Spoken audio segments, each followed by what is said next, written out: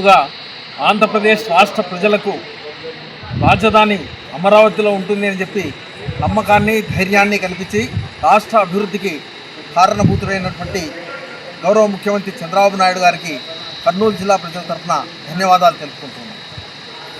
గత ప్రభుత్వం ఏదైతే రాష్ట్ర ప్రజలను అగమ్యగోచరంగా ఏ విధమైనటువంటి ఆంధ్రులు దిక్కులేని విధంగా ఉండే విధంగా 3 రాజధానులు అనేటువంటి ఒక పిచ్చి తుగ్లక్ యొక్క పాలన ఏదైతే ఉన్నదో దానికి ప్రతిరూపంగా ఉన్నటువంటి దాన్ని ప్రజలు ఈరోజు తిరస్కరించి ప్రజాప్రభుత్వాన్ని ఏర్పరిచారు.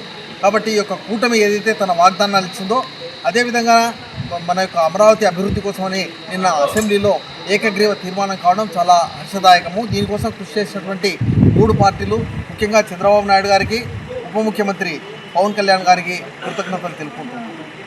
ఈ క్రమంలో భారతీయ జనతా పార్టీ జాతీయ స్థాయిలో తీసుకునేటువంటి కార్యక్రమంగా ప్రశిక్షణ అభియాన్ అనేటువంటిది కార్యకర్తలకు సైద్ధాంతికమైనటువంటి నిష్ఠా గరిష్టను పెంచేటువంటి కార్యక్రమం చేపట్టింది.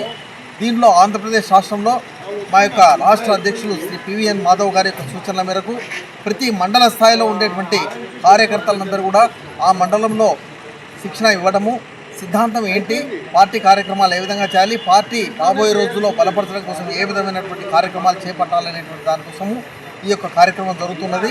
ఈరోజు డోన్ రూరల్కి సంబంధించినటువంటి మండలాలకు సంబంధించినటువంటి ఈ యొక్క మండల అధ్యక్షులు రవి గారి నాయకత్వంలో ఈ మండలంలో ఉండేటువంటి మండల కమిటీ పూర్తిగా అన్ని మోర్చాలకు సంబంధించినటువంటి కార్యకర్తలు కూడా పాల్గొన్నారు. సుమారుగా 80 మంది పాల్గొన్నటువంటి సెలెక్టెడ్ కార్యకర్తలు ఎవరైతే పాల్గొన్నారో వీటిలో పూర్తి ఉత్సాహభరితంగా రాబోయే రోజుల్లో ఆశాజనకంగా కూటమి ఇంకా ముందుకు తీసుకెళ్లాలి, ప్రజల్లో కూటమిని ఇంకా ముందుకు తీసుకెళ్లాలనే ఆలోచనతో ఈరోజు కార్యక్రమాలు రూపకల్పన చేసుకున్నాము. ధన్యవాదాలు. వేల మీద పైకి లేదు, చిన్నగా దీన్ని తాడాల్సిన బాగా ఇది బాగా చేస్తే బాగా 2 కాళ్ళు విడలు చేసి ముందుకు ఇలా బెండ్ అయ్యారు.